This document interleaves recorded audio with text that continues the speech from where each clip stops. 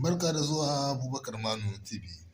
Masu kallon da sauraron mu sai mu fara da inna lillahi wa inna ilaihi raji'un. Wani masifa ce ke shigo ƙasar mu Nijar. Masu kallon da sauraro wannan abin kaito ne, abin Allah wadda ne. Inda ƙasar Amurka ta yi ma hukumomin ƙasar Nijar wani tayi mai tsoka. Sai dai abin ya ci karo da al'adunmu na ƙasar Nijar, musamman addininmu na Musulunci. Inda ƙasar Amurka ta ce ma hukumomin ƙasar Nijar idan sun ka amince za su ba 'yan ƙungiyar auren jansi wanda ake cewa 'yan madugo da 'yan luwaɗi damar cin karansu ba babbaka a ƙasar Nijar, to insha Allah za su ba su maƙudan kuɗaɗe. Masu kallon da saurare za mu kawo muku wani fotuna wanda suke nuna tabbacin wannan labari da mun kawo muku, inda jakadan ƙasar Amurka mazaunin ƙasar Nijar shi ma ya dambala wannan cuta tasu ta 'yan ƙungiyar madugo da luwaɗi a ofishin shi na jakadancin shi da ke ƙasa ke da wuri a babban birnin Yamai, inda shi ma yake goyon bayan 'yan luwaɗi da madugo, inda yake neman hukumomin ƙasar Nijar, tunda shi ne ya jagoranci taron zuwa wurin hukumomin ƙasar Nijar wurin ba su wannan garaɓasa. Sai da abin kaco,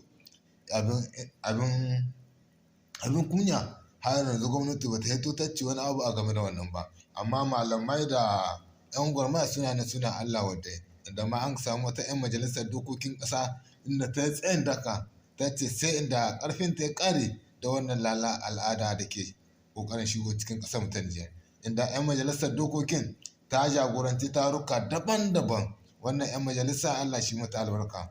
Wannan 'yan majalisa abin jinjina ce. Wannan 'yan majalisa abin koyi ce a nan a ƙasar mu ta Nijar, inda muna fatan Allah ya ƙara mana irin su mazansu da matansu wanda ke koyi da fiyayyen halitta Annabi Muhammad sallallahu alaihi wasallam, wanda ke yaƙi da addininsu don kare martaba addinin Musulunci daga ƙasa har zuwa duniya baki ɗaya.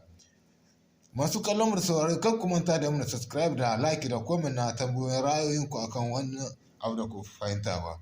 Lalle wannan 'yan majalisa muna bibiyar sau da abubuwan da take na alkhairi kuma wanda sun shafi addinin Musulunci, inda kuma ta tsayin daka kuma ba hakan ta jagoranci kan wasu ƙungiyoyi na mata da maza wanda ke waye ma musamman abin ya fi shafar 'ya'ya mata, inda an ga ƙungiyoyi na iyaye mata da ke biya lungu-lungu, saƙo-saƙo, kwadaro-kwadaro don jayo hankalin iyayen mata game da tarbiyyarsu dangane da wannan lalan al'ajabi da shigo cikin ƙasar na Nijar.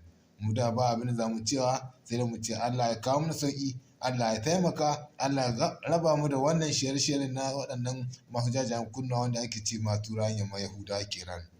Allah ka kare mu, Allah ka zaunar da ƙasar mu lafiya, Allah ka zaunar da ƙasashen musulmi na duniya lafiya, Allah kuma kawo musu ci gaba da kwanciyar hankali. Haza wassalam, kan kuma ta da mu subscribe da like da comment da tambayoyin ra'ayinku ne. Da Abubakar Manu TV ta kuce.